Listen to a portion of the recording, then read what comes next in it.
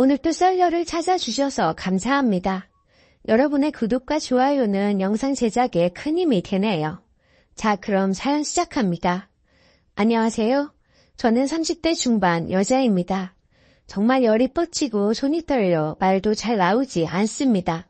바로 시댁 문제 때문이에요.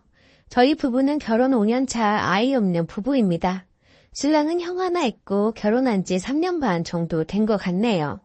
베트남 처녀랑 결혼했어요. 그 집도 아이는 아직 없네요.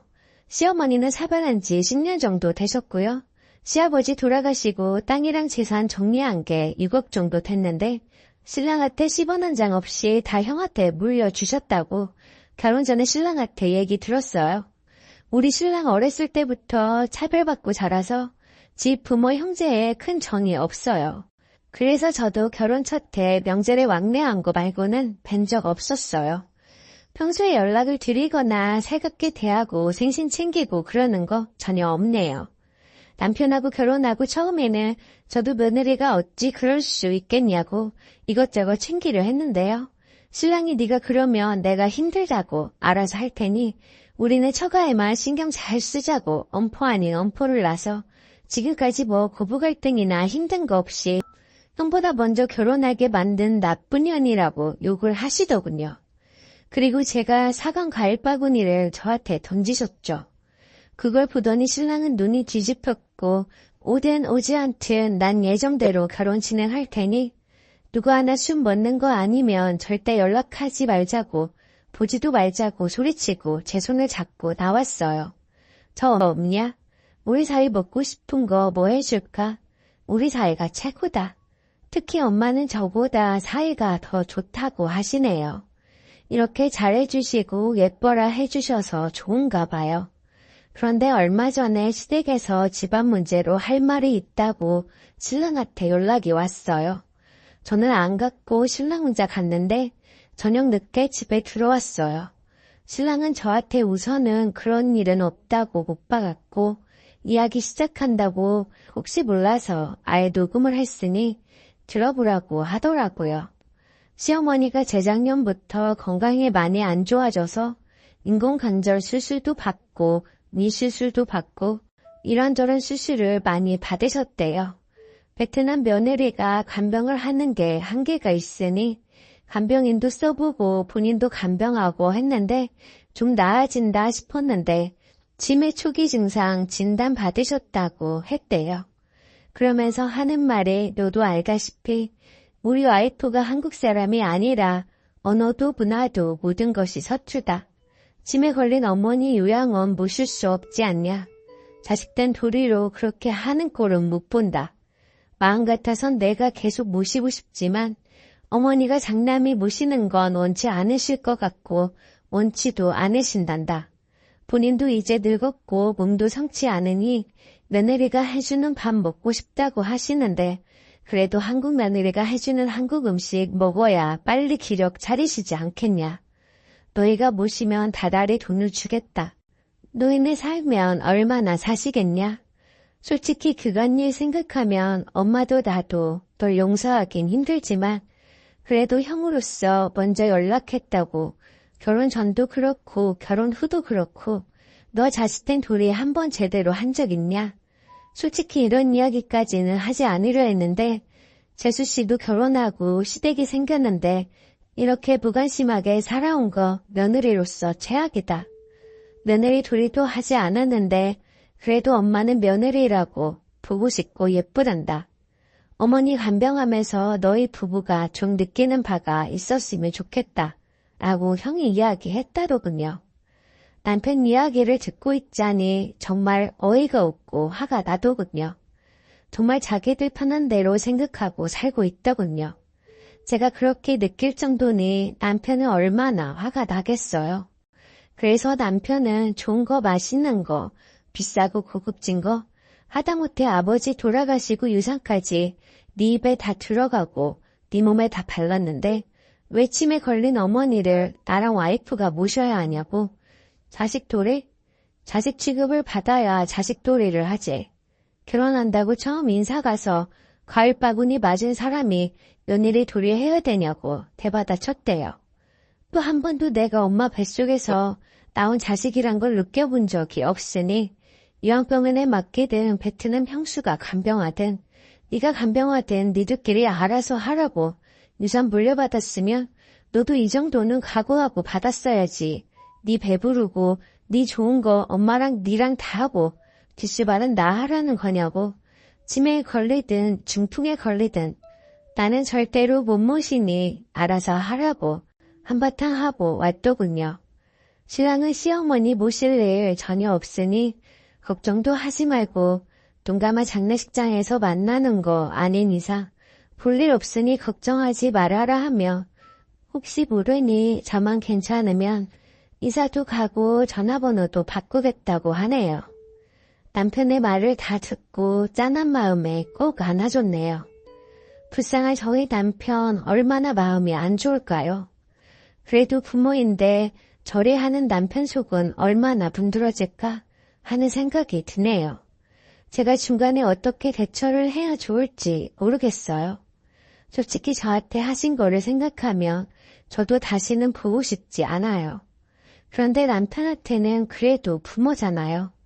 남편 말대로 해서 시어머니께서 눈감아 장례식장에서 보게 되면 남편이 평생 후회하지 않을까 걱정이 되네요. 혹시라도 이런 경우 비슷하게나마 겪으신 분 계시면 어찌 해결하셨는지 의견 좀 듣고 싶어요. 어떤 이야기든지 귀담아 들을게요. 오늘의 사연 어떠셨나요? 여러분의 소중한 의견 기다리겠습니다. 구독 잊지 마시고 알림 설정 해두시면 다음 영상을 빠르게 보실 수 있습니다.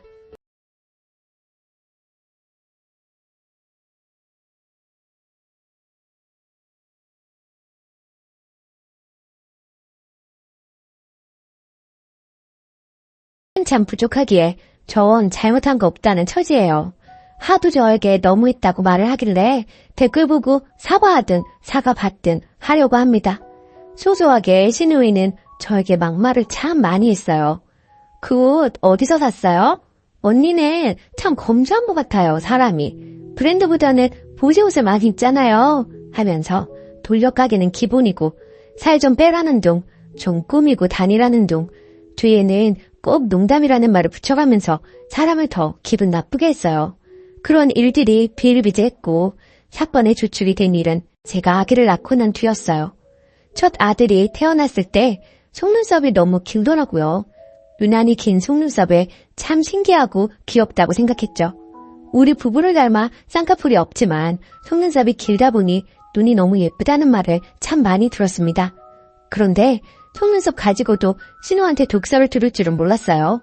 그때 20대 초반 미혼이었던 신우가 하는 말이 언니, 양수가 더러우면 눈썹이 길다고 하던데 좀 관리하지 그랬어요. 얼마나 깔깔 웃으며 이야기하는지 콱 지워받고 싶었지만 철없는 신우라 예? 그게 무슨 말도 안 되는 소리예요. 어디서 이상한 소리만 듣고 다니나 봐요. 하고 무시했습니다. 그리고 몇 년 후 둘째 아들도 속눈썹이 길었어요. 주위 사람들이 아들들이 눈이 너무 예뻐서 부럽다, 좋겠다 해주시는데 예쁘게 봐주시니 얼마나 감사한지. 두 아들 다 저희를 빼다박은 모습이 왠지 뭉클하고 기분 좋았죠. 그런데 이 격떨어지는 20대 중반이 된 신우가 또 입을 놀리더라고요. 언니, 관리 좀 하라니까요. 양수가 더러우니 속눈썹이 저렇게 길잖아요. 하더라고요. 그래서 대답했죠. 그러게요. 근데 나 어머님께서 해주시는 반찬이랑 아버님이 사주신 과일로 대부분 먹었는데 뭐가 그렇게 더러웠을까요? 라고요. 그랬더니 아유, 농담이지 뭘 그렇게 대답해요. 엄마 아빠 들으면 서운하시게 하더라고요. 제가 입도 또 심하고 몸이 안 좋아서 시부모님이 자주 오셔서 먹을 거리 챙겨주셨어요. 임신 전에도 첫째 손주 보러 자주 오시는 어머님이 항상 반찬이나 반찬 재료를 갖고 오셨고요.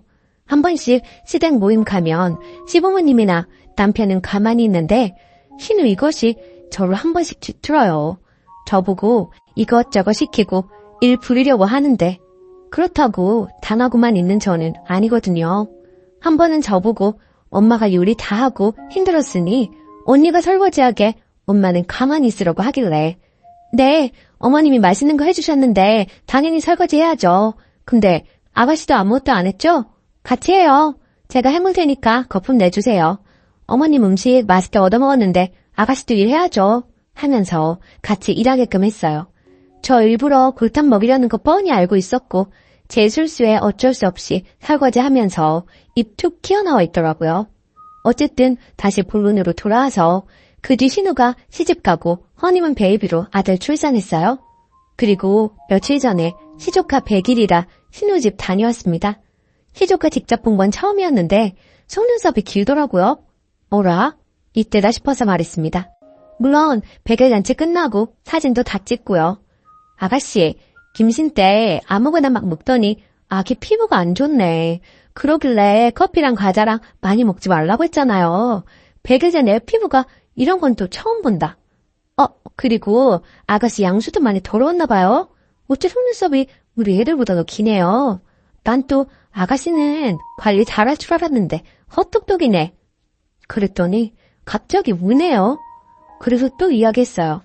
농담인데 왜 울어요? 우리끼리 그런 농담쯤은 할 수 있잖아요.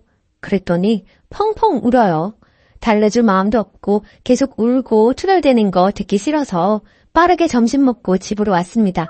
그랬더니 남편이 저에게 막 뭐라고 하네요.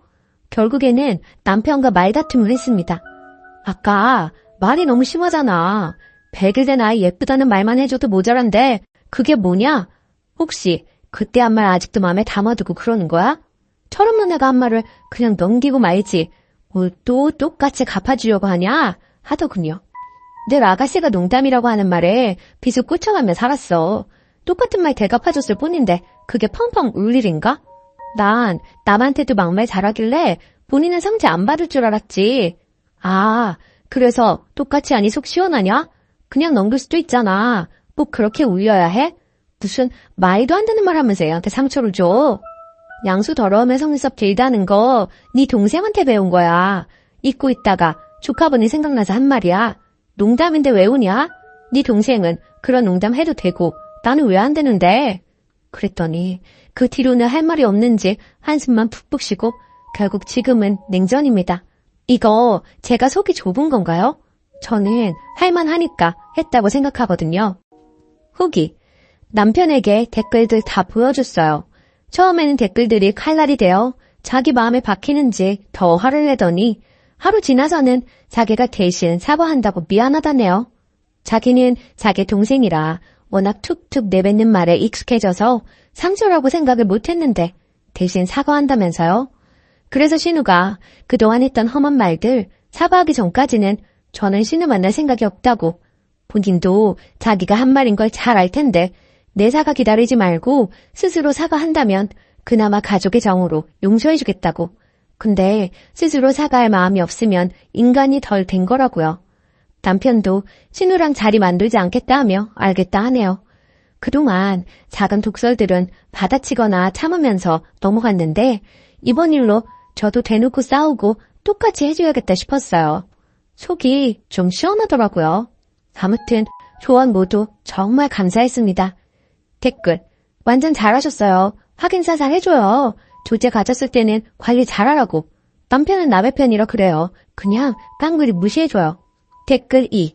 그 신우 정말 어이없네. 고작 한 번 듣고 울어요. 님은 2번씩이나 똑같은 말을 들었는데 남편분은 어디 머리가 고장나셨나? 본인이 남편으로서 저런 말도 이제 때는 하지 못하도록 제 동생 관리를 했어야지. 더러운 건 양수가 아니라 신우 주둥이구만. 2번째 사연. 저희 엄마와 잘 지내는 줄 알았는데 아내가 이혼하자네요. 안녕하세요. 너무 답답한 마음에 글을 올립니다. 아내에게도 보여줄 생각으로 솔직하게 쓰겠습니다. 결혼해서 이제 돌된 아기를 키우고 있습니다. 아내와 결혼할 때 양가에서 반반 지원받았고 아내는 모아둔 돈이 5천만 원 가량 있었고 저는 모아둔 돈이 없는 상태였습니다. 이 부분에 대해 늘 아내에게 미안하게 생각합니다. 결혼하고 맞벌이로 생활하다가 아내가 임신하며 이를 관두고 결혼하고 경기도로 거처를 옮기는 바람에 주변에 아무도 없고 양가 도움밖에 먼 거리라 아내 혼자 유가족입니다. 아내는 결혼하고 친구를 만난 적도 손에 꼽고 아기 태어나고는 외출을 아예 안 합니다. 제가 주말에 나가서 친구들과 시간 보내라 해도 주말엔 가족과 시간 보내고 싶다며 나가질 않습니다. 본인을 위한 건 아무것도 사질 않고 항상 제 것과 아기 것만 사길래 옷 좀 사자고 밖에 데리고 나가도 눈요기만 하고 돌아옵니다. 출산 선물로 명품 가방 사준다 골라보라 해도 그런 건 나중에 여유 있을 때 사도 늦지 않다고 이야기합니다. 결혼 전 화려하고 꾸미는 거 좋아하고 친구도 정말 많은 사람이었는데 결혼 출산으로 모든 것이 바뀌었는데도 힘든 내색 없이 매일 행복하다는 사람이기에 저도 너무 행복했고 문제가 없을 줄 알았습니다. 이런 아내가 아주 고마워 정말 잘했고 잘하려고 노력했습니다. 출산했을 때 비싼 곳은 싫다는 아내에게 제발 이번만 내 말 따라달라며 비싼 산후조리원을 잡았고 아기 태어나고는 친구 만난 적 한 번도 없습니다. 아내도 그런 제게 늘 고맙다고 했습니다. 그런데 이번 주 월요일 퇴근하고 돌아왔는데 분위기가 심상치 않았고 아내가 할 이야기가 있다고 하더니 이혼을 하고 싶다고 하더군요. 저는 갑자기 그게 무슨 소리냐 물었고 아내는 전날 일요일 제 가족과 식사했던 상황을 이야기하며 더 못 참겠다고 얘기했습니다. 결혼하고 아내는 저의 부모님의 막말로 힘들어했습니다. 저는 평생을 그런 집에서 자라왔기에 크게 신경 쓰지 못했던 게 있습니다. 몇 번 나설까도 생각했지만 제가 나섰다가 괜히 분위기가 더 안 좋아질까봐 그냥 넘겼던 적이 몇 번 있었습니다. 저는 결혼 전부터 가족과 그리 가깝지도 않았고 원래부터 서로 막말하고 어투가 다정하지 못합니다. 대화도 전화도 하고 살았던 적이 없습니다. 그런데 결혼하고 아내가 자꾸 집에 전화하라고 하고 제가 안 하면 아내가 전화하고 명절 생신 때 식사 약속도 잡길래 아내가 우리 집 문화를 멋지게 넘기는구나 했었습니다. 처음 아내가 힘들다고 얘기했던 게 아내가 만삭 때 가족 식사를 한 날이었습니다.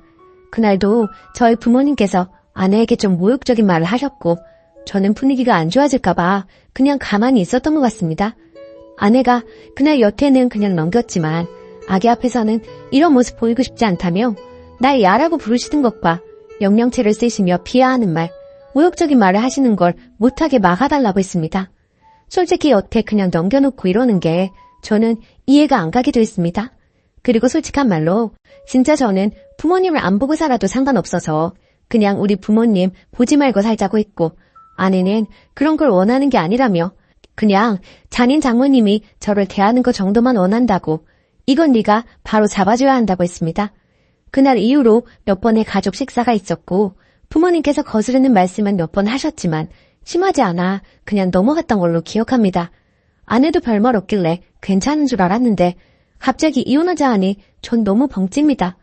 여태 저희 부모님들께서 하셨던 행동들과 말들을 날짜별로 모두 정리해서 적어둔 걸 보여주며 여태 본인은 이만큼 참았고 아기를 위해서도 더 그만 참고 싶다고 합니다. 일요일 가족 식사 때 아버지께서 담배를 피우고 아기를 만지고 뽀뽀하셨다는 걸 아내가 나중에 알게 됐고 아내가 아버님 담배 피우고 아기를 만지고 뽀뽀하신 거야? 물었을 때 제가 응, 손 씻고 내가 봤어 라고 했을 때 아무 말 없길래 그냥 넘어가는 줄 알았습니다. 그런데 자기는 그날 마음이 식었다고 합니다. 제가 아무리 울고불고 매달려도 제가 울면 안아주고 같이 울던 사람이 표정 하나 없이 당장 이혼이 힘들면 별거하며 생각할 시간을 갖자고 합니다. 솔직히 전 부모님이랑 영 끊어도 상관없습니다. 결혼 전에 저는 정말 불행했어요. 결혼하고 이제야 행복해졌는데 제가 왜 우리 부모님 때문에 이런 일을 겪어야 하는지 정말 너무 아내를 붙잡고 싶습니다. 제발 아내를 잡는 방법을 알려주세요. 후기. 여러분들의 조언을 통해 그동안 제가 얼마나 잘못했는지 궁극적인 문제는 저에게 있다는 것을 절실히 깨달았습니다. 아내는 단호한 성격으로 한번 마음먹으면 잘 변하지 않기에 결국 저희는 별거를 했었습니다. 2개월가량 하게 되었고 그동안 아내에게 매일같이 편지 쓰고 마음을 돌리려고 노력했어요. 그리고 아내에게 앞으로는 절대로 이런 일이 없을 것, 이혼을 제외한 모든 걸 아내가 원하는 대로 할 테니 한 번의 기회를 더 달라고 했습니다. 그래서 결국엔 다시 합치게 되었고 시댁과 만남 횟수와 시간을 줄여서 최소한 교류를 하기로 했고 혹시나 또 부모님이 잘못된 언행을 하시면 적극적으로 제가 해결하기로 했습니다. 정말 이혼을 했으면 어쩔 뻔했나 너무 아찔하고 무서웠네요. 한 번의 기회를 더 얻었으니 이제부터는 더 아내의 말에 귀 기울이겠습니다. 정말 감사합니다. 댓글. 부모 앞에서 아무 말도 못할 수는 있는데 그게 반복되는 순간 아내를 어떻게든 부모와 떼어놓았어야 해요. 직접적으로 개입해서 아들을 도와줬어야죠. 그런 모습도 안 보이는데 어떻게 평생을 같이 살 수가 있나요? 댓글 2. 너희 부모가 문제가 큰 게 아니라 이 험한 세상에서 겨우 자기 부모도 못 막아주는 네 놈을 믿고 살 수가 없다는 거예요. 글만 봤는데도 님이 얼마나 찐따 같은지 잘 느껴지는데 님이랑 살 부비고 사는 마누라는 어땠겠어요? 오만정 털릴만 하지. 이 와중에 부모 탓만 하고 있는 거 보니까 평상시에 다른 일에도 어떤 태도일지 뻔하네요. 한 번 더 기회가 있으니 잘하세요. 일단 지금은 그냥 시부모님이랑 아예 안 만나게 하는 게 낫겠어요? 오늘의 사연은 여기까지입니다. 안녕하세요. 다름이 아니라 오늘 좀 황당한 일이 있어서 이렇게 글을 쓰게 되었어요. 글쎄, 시누이가 어머니한테서 돈을 빌려간 걸 오늘 알게 되었어요. 한 10년째 어머니 생활비 제가 20만 원씩 드리고 있어요. 어머니는 월세 좀 받아서 생활하고 계십니다. 전 시누이가 용돈 15만 원씩 준 지 한 8년 정도 되는 걸로 알았는데 시어머니의 쌈짓돈이 제법 많으셨네요. 시누이가 어머니 돈 죄다 융통해서 쓰고 있는 줄 그간 몰랐었어요. 시어머니랑 대화 중에 제가 저희 아파트 중도금 때문에 힘들다고 했더니 빌려주시겠다고 하시더라고요. 솔직히 좀 놀랐어요. 그리고 어떻게 저희 중도금은 저희 능력으로 해결할 수 있기 때문에 거절은 했는데요. 시누이가 어머니 돈 야금야금 가져가고 있었으면서 시침이 딱 되고 언제나 길에 등등했던 걸 생각하니까 너무 얄밉네요. 저희 시누는 저에 대한 배려는 하나도 없는 사람이거든요. 친정에 와도 손 하나 까딱하지 않고요. 그렇다고 일하는 며느리에게 미안하거나 걱정해주는 그런 거 하나도 없습니다. 여왕처럼 그렇게 바쁘죠. 말도 함부로 하고 너무 거만한 게 기가 찹니다. 그리고 어머님은 자꾸 제 앞에서 집을 아들 명의로 돌려야 하는데 라고 하세요. 막상 저는 크게 그런 부분에 관심도 없는데 자꾸만 저렇게 말씀만 하시니 이제는 저 부리려고 하시는 술집처럼 느껴집니다. 집으로 유세하시는 게 신혼 때부터 지금껏 20년이 되려고 해요.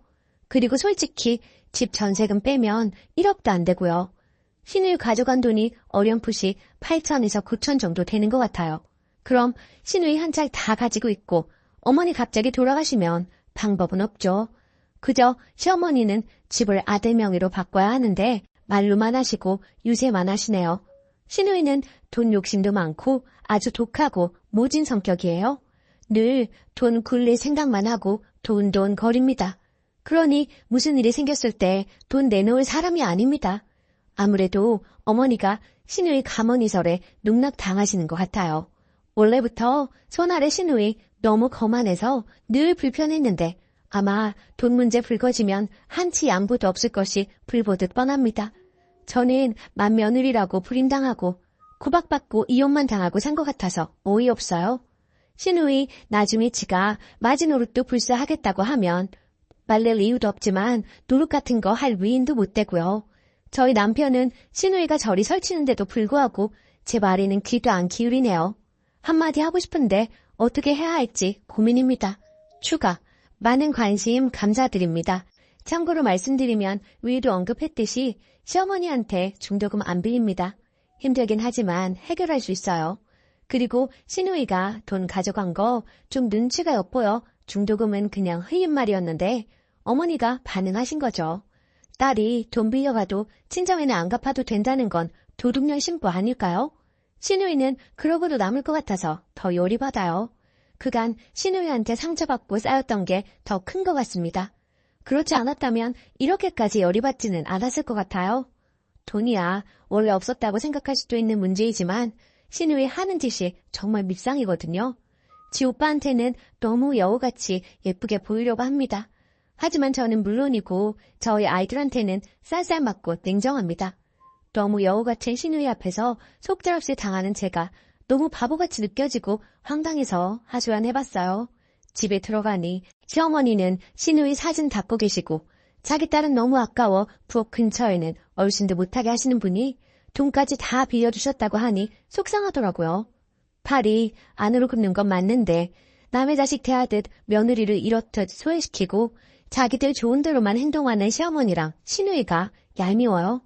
늘 부엌부터 들어가는 며느리에게 말 한마디 따뜻하게 할 줄 모르는 시누이. 더 이상 상대 말고 무시해버려야겠어요. 자기 친정에서 돈을 빌리던 말던. 그리고 집 명의 문제는 남편 보고 적극적으로 알아보라고 하려고요. 괜히 며느리가 나섰다가 모양만 이상해지니까요. 조언 정말 감사했어요. 댓글 1. 쓰니님 서운하고 섭섭하시죠? 오죽하면 봄볕엔 딸 내놓고 가을볕엔 며느리 내놓는다고 하랬습니까? 쓰니님도 아이들 계시지요? 옆집 아들딸하고 내 아들딸이 같은가요? 달라요. 시어머니가 시누이를 아까워하고 사랑하는 거 그건 뭐 어쩌지 못해요. 님도 대신 님의 친정에서 사랑받는 딸 아닌가요? 누가 이해해주기 바라지 마시고요. 님의 권리 스스로 찾으세요. 며느리라 왜 부엌부터 들어갑니까? 그것부터 바꾸세요. 시댁팔길 자주 가지 마세요. 서서히 줄이시던지요. 댓글 2. 야박하시네요. 시어머니한테 용돈 드리는 20만 원, 말 그대로 용돈이지 생활비는 아니죠. 결국 시어머니가 약간의 경제력이 있다는 건데 설사 경제력이 없어도 내 손 떠난 돈의 쓰임 출처까지 이렇게 검사해야 하는지요?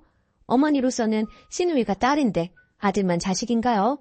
그리고 아들, 딸 입장을 떠나 자식된 도리로 용돈 드리는 거 아닌가요? 아들이라 나중에 집 물려받을 생각에 용돈 드리는 것인지요? 그냥 내 남편의 부모니 말 그대로 용돈 드리는 거로 생각하세요. 집집이 모두 경우에 따라 다르겠지만 시어머님이 재산을 물려주시면 고마운 거고 안 주셔도 할 수 없지 않나요? 시어머니 재산 시어머니 맘대로 하시는 건데요. 조금만 너그럽게 생각하세요. 두 번째 사연. 의사 아들이라고 생활비 300만 원 요구하는 시댁 힘들어요. 저는 결혼 3년차 주부입니다. 30살 간호사와 33살 레지던트로 만나 결국 결혼까지 꼴이나게 되었습니다. 그런데 결혼할 당시에 저도 사회생활을 늦게 시작했고 신랑도 사회생활을 늦게 시작해서 모아놓은 돈이 한 푼도 없었습니다. 게다가 양쪽 집안의 형편이 좋지 않았던 터라 예단 예물 혼수 다 생략하고 결혼식만 올리기로 했습니다. 이 생각은 전적으로 제 신랑의 생각이었고요. 그렇게 결혼을 하고 신랑이 전문의를 따면서 신랑 앞으로 대출을 받아 34평 아파트를 한 채 장만했습니다. 거의 대출을 이용해 아파트를 분양받은 셈이 되겠네요. 그리고 남편의 연봉이 8,500인데 전문직이라 세금이 꽤 많이 떼이는 편입니다. 참고로 저는 신랑의 권유로 일을 그만두고 2세 계획에 전념해 있는 상황이고요. 전적으로 신랑이 받아오는 월급으로 생활하고 있는데요. 그 월급의 50% 이상은 대출 상환금으로 나갑니다. 원금 플러스 이자 포함해서요. 그리고 집을 사면서 승용차까지 사서 할부금이 나가고 있는 상황이고요. 거기에 각종 보험, 세금, 생활비, 적금 등등 게다가 신랑 의대 다닐 때 학비 대출받은 거 장기를 받아서 아직도 남아있습니다. 그거 다 떼고 나면 100에서 150 정도가 남습니다. 그리고 제 신랑의 계획은 시댁의 용돈 70만 원, 절 친정에 70만 원 이렇게 드리려고 했었다고 합니다. 그런데 절 친정 같은 경우에는 넉넉한 형편은 아니지만 아버지가 공무원이셔서 두 분 먹고 사시는 데는 지장이 없기에 저희 형편에 맞춰 용돈을 30만 원으로 줄이자고 했고 얼마 전까지만 해도 우리 집 30만 원, 시댁 70만 원 이렇게 용돈을 드리고 있었는데요. 이번 시어머님 생신 때 시어머니께서 저희 신랑을 안방으로 부르시더니 다른 의사 가진 부모님은 예단에 지참금까지 받는다던데 우리들은 뭐냐? 그런 거 하나 받은 거 없고 완전 꽁으로 결혼을 했어. 용돈이라도 한 달에 300만 원 줘라. 그래야지 원 이거. 저희 신랑도 월급 받으면 뻔히 어디로 들어가는지 잘 알고 있었기에 착잡했었고요. 그리고 이번 달 시부모님 용돈 보내드리던 날짜에 도저히 300을 맞출 수가 없어서 일단 100만 원을 보내주었더니 다시 저희 통장으로 재송금을 하셨더라고요. 그걸 알게 된 신랑. 화가 났는지 바로 시댁으로 전화를 하더라고요. 유목조목 설명시켜 드리더라고요. 앞으로 연봉 협상이 더 잘 되면 그때 300으로 용돈 드리겠다고 사정 아닌 사정을 하고 이해를 시켰고요. 그런데 그 후부터 시부모님들의 태도가 180도 달라지셨습니다. 한날은 시댁에 가서 TV를 보고 있었어요. 참고로 시댁과 우리 집의 거리는 승용차로 2시간 30분이 걸립니다. 그래도 한 달에 한 번 이상은 꼭 가려고 노력하고 있고요. 그런데 TV 보시면서 시어머니께서 하시는 말씀이 저 들으라는 듯이 원래 집안의 경제는 여자가 조정하는 건데 저렇게 여자가 돈을 쥐고 있으니 시댁 식구들한테 돈을 쓸 리가 없지 하시면서 마구마구 비난을 하시더라고요. 그리고 동서가 고구마를 구워왔는데 저한테는 먹어보라는 말 한마디를 안 하시더라고요. 너무 섭섭해서 눈물이 나올 지경이었습니다. 그렇게 섭섭한 마음으로 뒤로 한 채 혼자 운전을 하고 집에 가는 차 안에서 눈물이 주룩주룩 흐르더라고요. 그렇지만 사실은 신랑한테는 말할 수 없었고 저 혼자 삭혔습니다. 신랑이 알게 되면 속상해할 테고 신랑 성격에 분명 시부모님들께 한마디씩 할 것 같아서요. 그냥 저 속으로 삭혔습니다. 그리고 이렇게 글을 올려봅니다. 정말 시댁과의 갈등이라는 게 한번 골이 생겨버리니 돌이킬 길이 없다는 것 같다는 생각이 드네요. 이 마당에 적금을 깨고 생활비를 줄여가며 300만 원이라는 용돈을 드려야 할지 아니면 계속 이런 냉전의 상태로 지내야 할지 자식된 도리를 잘하고 싶었는데 무리한 것을 요구하시니 너무 힘이 듭니다. 마음이 정말 답답하기만 합니다. 후기 댓글이 얼마나 달렸을까 생각하며 한참 만에 들어와 봤는데 정말 감사합니다. 그리고 얘기가 길어질까봐 결혼할 당시 상황과 제가 현재 쉬고 있는 부분에 대해서는 설명을 거의 하지 않았는데요. 그 때문에 오해하시는 분들이 계신 것 같다는 생각이 드네요.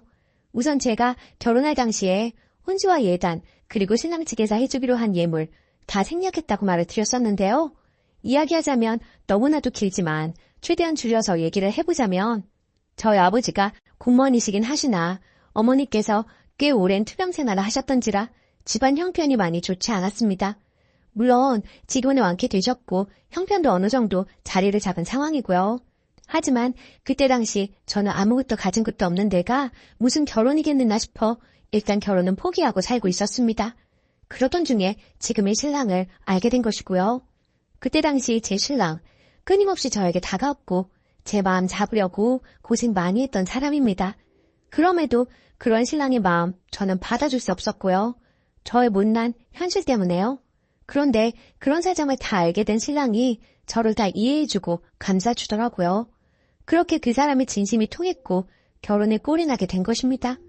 그렇게 처음부터 저의 사정을 알고 있었던 신랑은 결혼하기 전부터 혼수, 예단, 지참금, 예물까지 다 생략하자고 했었고요. 그 부분에서 굉장히 주관이 뚜렷했습니다. 반면에 저는 그래도 기본적인 것은 빚을 내서라도 해가야 한다는 주의였던지라 쉽사리 받아들이기 쉽지가 않았지만 신랑이 시부모님들께 허락까지 받은 상황이었고 시부모님들 또한 그렇게 하자며 의견을 내주셔서 저희는 정말 감사하던 마음으로 따라가게 된 것이었고요. 물론 그게 시부모님들의 진심이 아니라는 것은 나중에 알게 되었지만 말입니다. 그리고 제가 일을 하지 않고 있는 부분은 얼마 전 아이를 가지기 위해 산부인과에 가서 검진을 해보니 모든 게 정상이긴 하지만 육체적, 정신적인 스트레스는 아기를 갖는 데 있어서 나쁜 영향을 미칠 거라고 하더라고요. 게다가 제 나이도 있고 간호사라는 직업이 3교대에 육체적으로 아주 힘든 직업이라 더는 일은 하면 안 되겠다는 신랑의 판단하에 그만두게 되었던 것입니다. 그리고 전부터 신랑은 제가 일을 그만두고 자신이 내조를 해주길 원했던 이유도 있었고요. 물론 이 일 또한 저희 시댁에서는 탐탁지 않게 여기고 있습니다.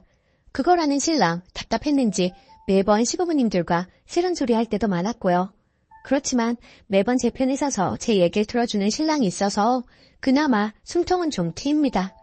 하지만 시부모님께 인정까지는 아니더라도 적어도 미운털 박힌 며느리는 되고 싶지 않은 게 제 마음인데 너무나도 가슴 아프고 속상하고요. 그리고 결국에는 시댁에서 있었던 일 신랑한테 털어놓았어요. 신랑도 하다 안 되겠는지 시댁에 단판을 치겠다고 하더라고요.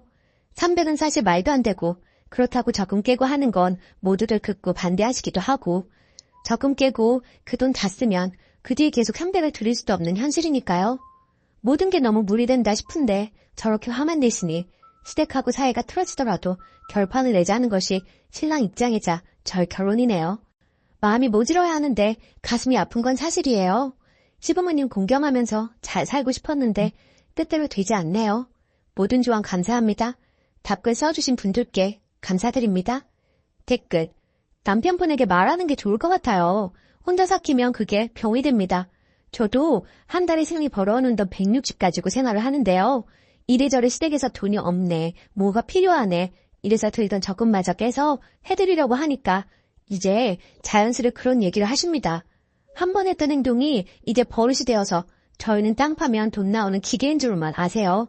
그러니까 절대 적금 같은 거 깨지 마세요. 저처럼 후회하시지 마시고요. 얼마 되지 않은 적금이었지만 깨고 나니까 적금 다시 넣기가 힘들어지더라고요. 님 글을 읽고 울컥했습니다. 약간 저와 비슷한 처지이신 것 같아서요. 님 힘내시고요. 남편분과 이야기를 해보세요. 자식들이 부모 돈 벌어다주는 기계는 아니잖아요. 또 아예 생활비 같은 거 안 드리는 것도 아니고 친정보다 더 드리고 있는데 왜 그렇게 욕심이 많으신지 모르겠네요. 동서한테는 이렇게 바라시지도 않으시죠? 전 시부모님이 형님한테 안 바라시거든요. 그 등살에 저만 죽어나고요. 유산기에 조산기에 있다고 해도 저만 죽어라 부려먹고 돈과 필요한 물건 있음 저한테만 연락하더이다. 저처럼 이렇게 살지 마세요. 댓글 2. 죄다 무개념 아닌가요? 집 좀 작은 데 살고 차가 꼭 필요한가요? 돈 없으면 걸어다니고 적당히 있으면 버스 타고 다니면 되는 거지. 무리하게 집 큰 거 사고 차 사고 그렇게 살아야 하나요? 작은 평수에 대중교통 이용했으면 홀랐겠구만. 그리고 우리 부모님은 내가 돈 드려도 도로 주시면서 항상 하는 말이 돈 줄 생각 말고 돈 빌리거나 오지 말라고 그러시면서 돈 가져오지 말라고 하던데 그 시댁은 진짜 개념이 없네요. 오늘의 사연은 여기까지입니다. 안녕하세요. 속상한 일들 좀 시원하게 이야기하고 싶어서 이곳까지 오게 되었네요. 저는 시어머니가 한 말 때문에 가끔 속상해서 잠을 못 자는 며느리입니다. 저는 현재 30대 후반으로 올해 초 기다리던 임신을 하게 되었어요. 주위에서 임신은 하늘이 내린 선물이라며 힘들게 아이가 생긴 친구들이 있었지만 사실 그게 제 일이 될 줄은 몰랐죠. 매번 병원 다니고 주사 맞고 하는 게 정말 쉬운 일이 아니더라고요. 몸과 마음이 고되고 지쳐갈 무렵 생긴 아기라 더 소중하고 기뻤습니다. 그런데 임신 26주부터 계속 피가 비쳐 병원에서 움직이지도 말고 집에만 있으라는 말을 듣게 되었고 정말 집 밖에는 나가지도 않고 누워있는 생활이 지속되었습니다. 결국 나중에 고위험 산모실에 2주 동안 입원해 자궁수축 억제제를 맞고 버텼으나 약물 부작용과 조기 진통으로 33주 되는 날 응급제왕으로 출산하게 되었어요. 뭐든 자연스러운 게 좋은 것인지 그래도 출산하는 것보다는 수술이 쉬울 거라고 생각했는데 공포 그 자체였어요. 수술 깨고 나서도 제가 계속 헛소리하면서 눈물만 흘렸다고 하더라고요. 하지만 제 건강보다 중요한 건 아기였습니다. 아기는 출산 직후 인큐베이터에 들어가게 되었고 많은 걱정 속에 약 한 달간 인큐에 있다가 태어나게 되었어요. 한편 시어머니는 올해 초 유방암 초기 판정을 받은 상태셨어요. 바로 선항암 수술을 받았으며 아기를 출산할 때쯤에는 방사선 치료를 받고 있는 중이었습니다. 그런데 문제는 출산 후 시어머니의 잦은 전화와 통화 내용으로 제가 엄청나게 스트레스를 받게 된 것입니다. 응급제왕한 다음 날 저에게 수고했다는 말도 없이 아기의 상황을 물어보시더니 아기가 엄마 목소리 갑자기 못 들어서 무서워할 것 같다. 매일 네가 가서 목소리라도 들려줘야 하는 거 아니니? 하시더라고요. 신생아 중환자실에서 아기 면회 안 된다는 거를 여러 번 설명해도 이해를 못했어요. 그리고 아기가 집에 오고 나서는 거의 2달간 2, 3일에 한 번씩 전화했는데 주로 가족 단톡방에 보낸 아기 사진을 보고 요즘 육아 방식에 맞지 않는 이상한 지적들을 계속해서 하셨어요. 정말 사진 보내기 싫을 정도로요. 이를테면 아기 사진 보내면 뜬금없이 아기 양말 신겨라, 발 시렵다, 애 감기 걸려. 또 애가 젖병을 들고 있으면 분유 먹이지 마라, 엄마 모유를 먹여야 건강한 거야. 안 그래도 일찍 나온 애 네가 관리를 잘해야 하는 거다 하시기도 하고 백태를 거지에 요구르트를 묻혀서 닦아봐라 등등 얘기하셨어요. 그런 말들을 아기를 키워본 선배로서 하실 수 있는 말이라고 100번 이해해도 그 뒤에 시어머니 본인의 하루 일상 이야기, 음식 잔소리 등을 최소 30분, 최대 1시간 통화로 얘기하시니 너무 지치더라고요. 저는 당시 아기가 신생아라 3시간에 한 번 수유하고 모유랑 분유 혼합 수유하던 시기라 진짜 3시간에 한 번씩 쪽잠 자서 너무 힘들었거든요. 진짜 울고 싶은 상황이 여러 번 있었는데 그래도 시어머니가 투병 중이라 마음을 상하게 하고 싶지 않았고 조산을 경험하지 못하고 신생아 육아에 대한 기억이 오래돼서 가물가물하신가 보다라고 생각하고 이해하기로 했어요. 조산 과정과 제 심정, 육아가 녹록지 않은 상황을 디테일하게 2-3번 설명하면서 이해시키려고 노력했습니다. 근데 어느 날 아기의 병원 정기검진 날에 전화가 와서 통화하는데 시어머니가 아니, 아기가 왜 이렇게 자주 병원에 가냐? 하시고 물으시더라고요. 그래서 제가 큰일이 있는 건 아니고요. 아기가 일찍 세상에 나와서 잘 성장하고 있는지 확인하는 건데 다행히 이슈 없이 크고 있으니 걱정하지 마세요. 라고 했더니 웃으면서 네가 아기 내보낸 건 아니고? 라고 얘기하시는 겁니다. 순간 잘못 들은 건가? 했는데 다시 웃으면서 아기는 엄마 뱃속이 좋아서 더 있고 싶었는데 네가 내보낸 거 아니니? 라고 얘기하셨어요. 그 뒤로 마음이 너무 상하고 슬프기도 하고 화나기도 하고 전화 끊고 나서 남편에게 이 이야기를 했고 남편도 너무 충격받고 미안해 하더군요. 그 뒤로 저는 정신건강을 위해 시어머니랑 거리를 둬야겠다고 생각하고 부재중 답 전화도 안 하고 가족 단톡방을 보지 않았습니다. 그랬더니 시어머니가 남편에게 제가 왜 그러냐고 물었고 화가 난 남편이 한 소리를 했더니 시어머니 말 아휴 걔가 그렇게 말하디? 나는 그냥 며느리한테 농담한 건데 걔가 좀 예민한 것 같다. 뭐 내가 악의적으로 그런 말을 했겠어? 농담으로 한 거지 하셨다네요. 시어머니의 뻔뻔한 반응에 남편이 더 화가 나서 엄마 며느리가 예민한 게 아니고 어머니가 농담으로 할 수 없는 얘기를 한 거예요. 안 그래도 우리가 아기 일찍 낳았을 때 얼마나 마음이 아팠는데 그리고 며느리는 몸도 마음도 얼마나 힘들었다고요. 그런 말 농담이라고 하시면 안 되죠. 하고 뭐라고 하면서 아내한테 함부로 하지 말라고 얘기했다네요. 그제야 시어머니가 알겠다고 반응하셨대요. 그렇게 상황이 마무리되었는데 저는 생활하다 불쑥 그 말들이 떠올라요. 시어머니의 비상식적인 말이 떠오를 때마다 그때마다 화가 나서 다시는 보고 싶지도 목소리도 듣고 싶지 않다는 생각이 드네요.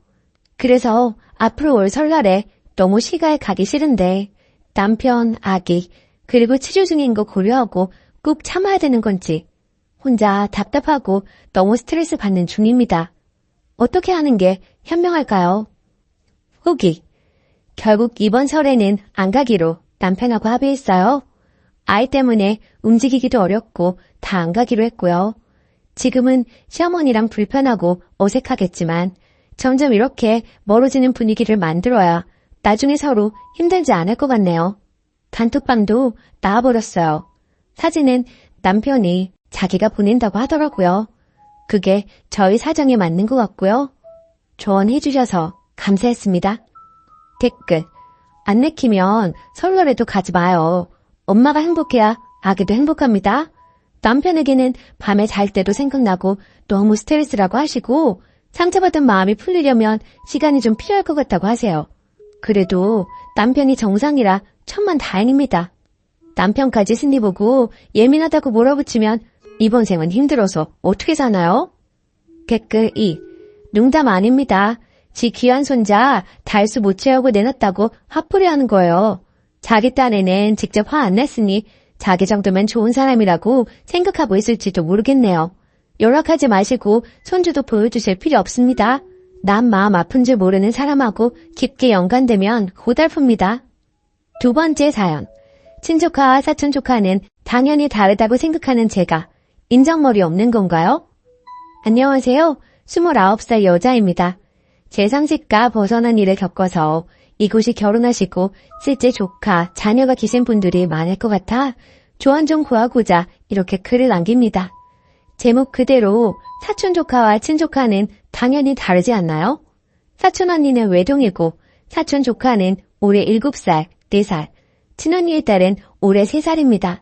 사촌 언니는 외동이고 저랑 10살 차이가 나고 제가 아기를 좋아하는 편이라 친언니 아기가 없었을 때는 사촌 조카 출산, 돌, 가끔 어린이날, 명절, 크리스마스, 생일 때 옷, 신발, 용품 등을 사줬습니다.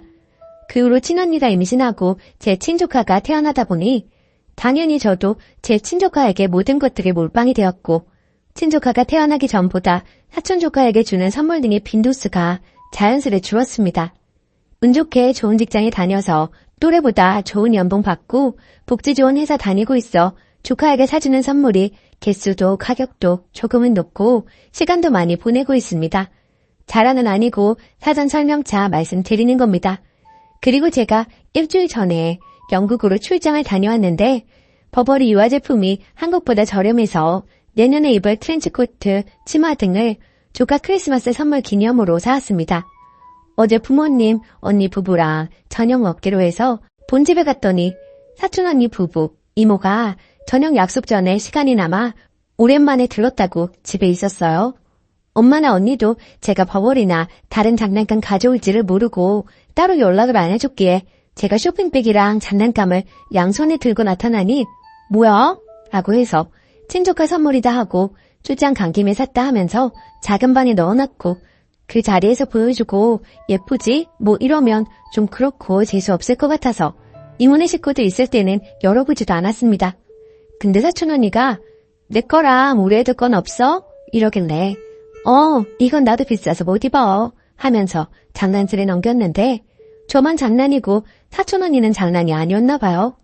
오늘 카톡으로 아무리 사촌 조카랑 친조카 다르다고 해도 돈도 잘 버는데 버버리가 아니라도 우리 애들도 크리스마스인데 장난감 하나라도 사줄 수 있는 거 아니야?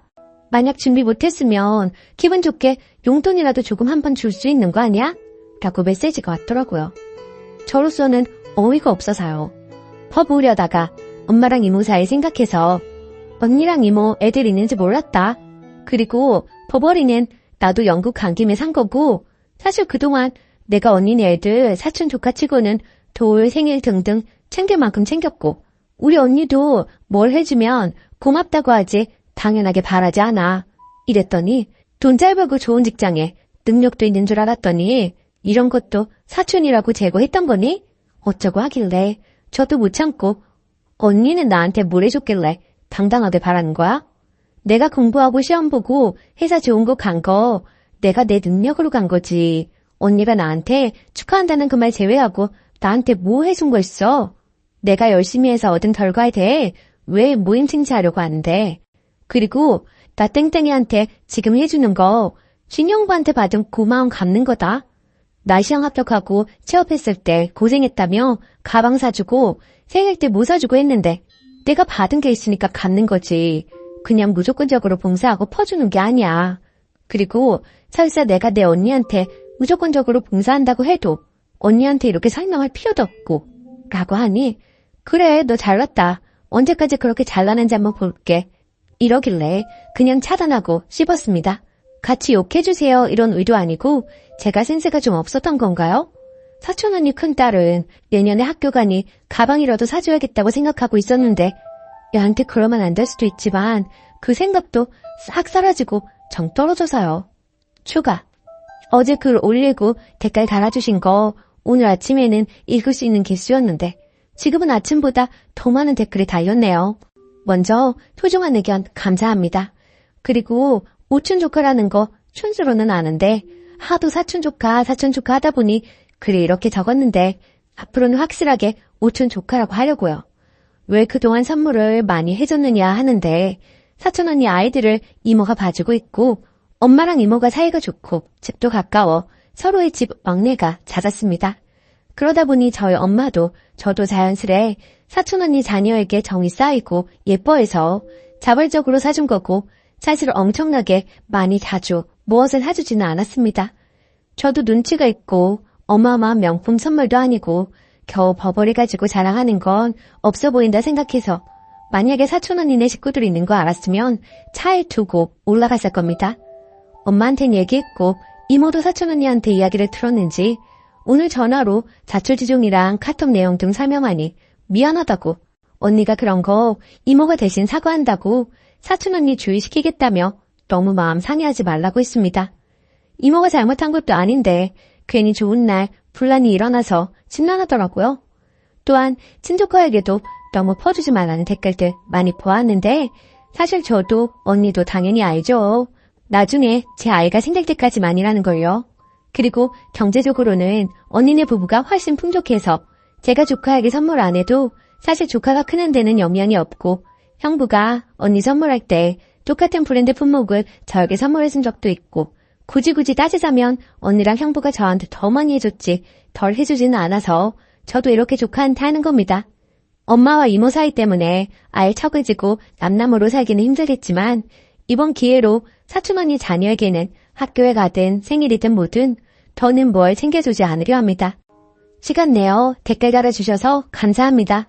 추운데 감기 조심하시고 모두 한 해 마무리 잘하시고 다가오는 새해 복 많이 받으셨으면 좋겠습니다. 댓글 1. 뭘 사촌까지 챙겨요. 내버려둬요. 친척가 생기면서 님한테 돈 주고 부모님 선물 사드리는데 돈 쓰시길 바랍니다. 지금까지 해준 것만으로도 솔직히 너무 많이 해준 거야. 내버려둬요. 더 하면 완전 호구입니다. 댓글 2. 기본적으로 사촌 언니가 소갈머리가 없네요. 같이 만나기로 한 것도 아니고 자기가 우연히 간 집에 이모가 조카 선물 산 거를 그런가 보다 하면 되지. 뭔 내 것과 애들 것은 없어. 이러고 찾아요. 수준 떨어지네요. 자기는 뭘 해줄 거길래 바라는지 궁금하네요. 그냥 무시하세요. 오늘의 사연은 여기까지입니다.